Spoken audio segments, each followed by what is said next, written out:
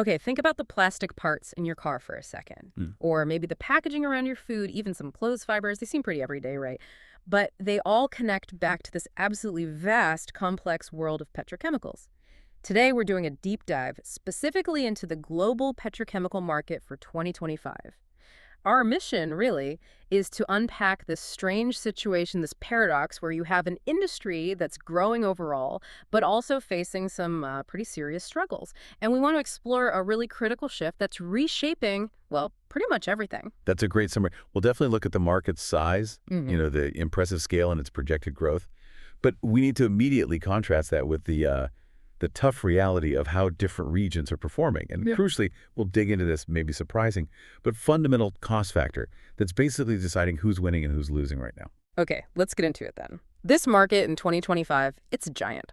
We're talking, what, somewhere between $700 and maybe $781 billion dollars. And expected growth is over 5% a year into the next decade.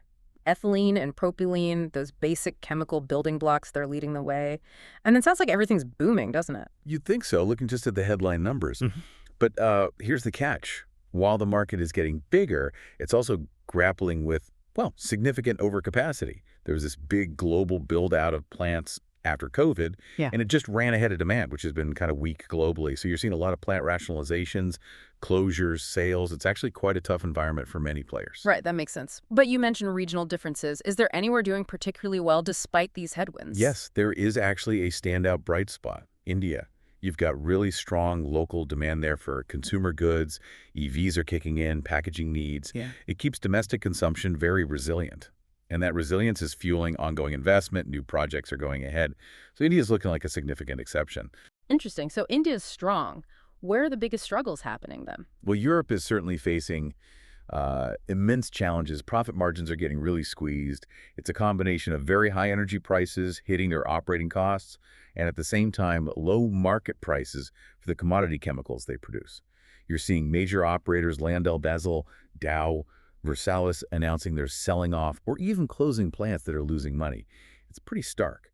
Between the regulatory costs and these energy price spikes, many European sites just aren't competitive anymore on the global stage. And it's not just Europe contributing to the oversupply, right? No, exactly. China and the Middle East have also brought a lot of new capacity online.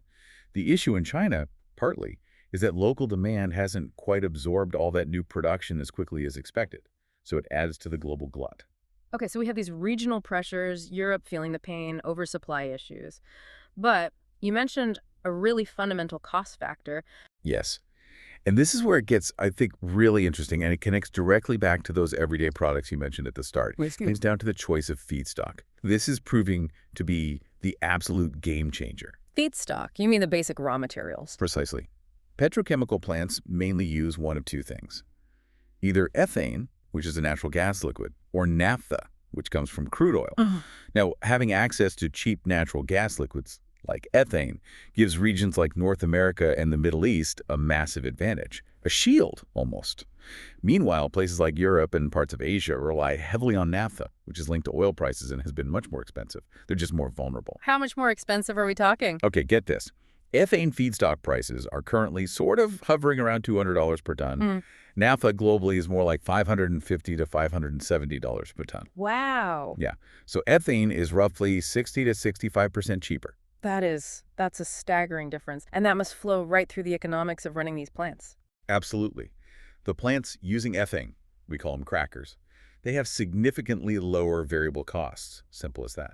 They also tend to get higher yields of the key product, ethylene, maybe around 80% yield from ethane, compared to lower yields from naphtha. Plus, they use less energy per unit of output.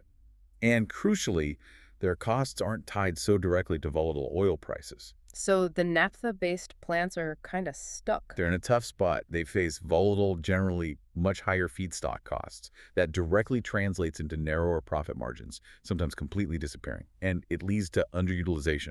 We're seeing some of these plants only running at maybe 70 or 80% of their capacity because the economics just don't stack up at full tilt. Imagine building a huge factory and only using 2/3 of it. So what's the reaction been? Are people just shutting down naphtha crackers? Well, some are being rationalized, as we said, but others are adapting.